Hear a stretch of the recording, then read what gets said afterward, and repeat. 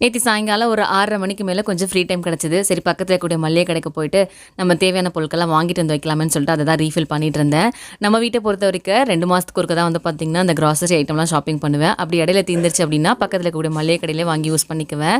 என்னதான் நான் பல்காக ஷாப்பிங் பண்ணாலும் ஒரு சில ஐட்டங்கள்லாம் வந்து பார்த்திங்கன்னா மாதத்துக்கு தேவையானது எல்லாமே இந்த மாதிரி ஷாஷியில் தான் வாங்கி யூஸ் பண்ணிட்டு இருக்கேன். இது என்னோட அனுபவத்தில் நான் மாற்றினது தான்.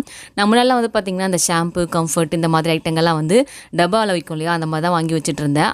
அப்படி வாங்கி யூஸ் பண்ணுறதுல என்ன ஆகுது அப்படின்னா, ஒரு டப்பா எத்தனை நாளைக்கு வருது, ஒரு ஆள் எவ்வளோ எடுத்து யூஸ் பண்ணுறாங்க அப்படிங்கிற கணக்கு வழக்கே தெரிய மாட்டேங்குது. சீக்கிரத்தில் டப்பாவும் காலியாகிடுது.